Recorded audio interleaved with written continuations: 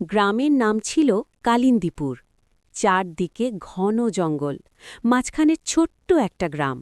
দিনের বেলায় সব কিছু স্বাভাবিক থাকলেও রাত নামলেই যেন পুরো জায়গাটা বদলে যেত। লোকজন বলতো, রাত 12টার পর জঙ্গলের দিকে তাকাবি না, কেউ ডাকলে সাড়া দিবি না। কিন্তু কেন? সেটা কেউ স্পষ্ট করে বলতো না। রাহুল শহর থেকে এই গ্রামে এসেছিল তার দাদুর বাড়িতে। ছোটবেলায় একবার এসেছিল, কিন্তু তখন এসব কিছু জানত না। এইবার আসার পর থেকেই কিছু একটা অদ্ভুত লাগছিল। প্রথম রাতেই সে শুনল, জঙ্গলের দিক থেকে কারোর কান্নার শব্দ আসছে। এত রাতে কে কাঁদছে? রাহুল ভাবল। সে জানালার কাছে গিয়ে দাঁড়াল। জঙ্গলের ভিতর এক ঝলক আলো, আর তার মাঝে একটা সাদা কাপড় পরা ছায়া দাঁড়িয়ে আছে। রাহুলের বুক কেঁপে উঠল। এটা কি সত্যি? সে চোখ মুছে আবার তাকাল। কিছুই নেই। পরদিন সকালে রাহুল তার দাদুকে সব বলল। দাদু চুপ করে গেলেন। এইসব কথা ভুলে যা, রাতের বেলা বাইরে যাবি না। কিন্তু দাদু, না মানে না। দাদুর চোখে ভয়ের ছাপ স্পষ্ট ছিল। গ্রামের অন্য লোকজনের কাছেও জানতে চাইল রাহুল। কেউ কিছু বলতে চাইত না।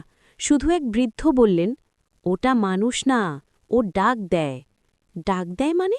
যদি কেউ সাড়া দেয়, সে আর ফিরে আসে না।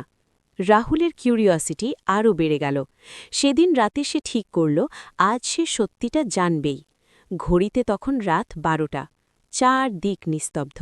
হঠাৎ, রাহুল, রাহুল, একটা মেয়ের কণ্ঠস্বর, একদম পরিষ্কার, জঙ্গলের দিক থেকে আসছে।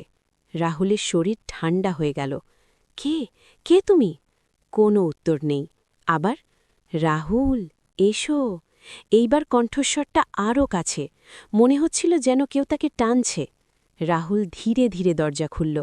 বাইরে কুয়াশা। চাঁদের আলোয় জঙ্গলটা অদ্ভুত লাগছে। সে হাঁটতে শুরু করল। 1 পা, 2 পা।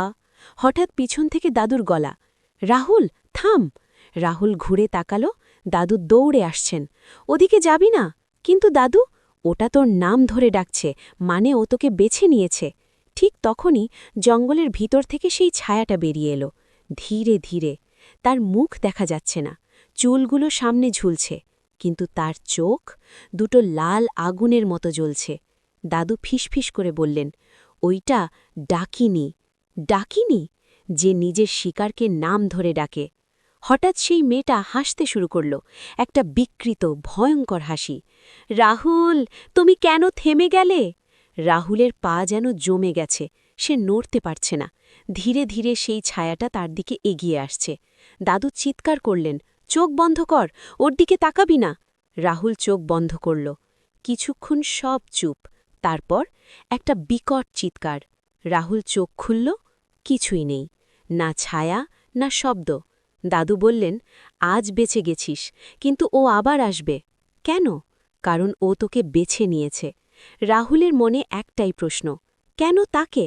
আর সেই রাতের পর থেকে প্রতিদিন রাত 12টায় একই কণ্ঠস্বর, রাহুল, এসো।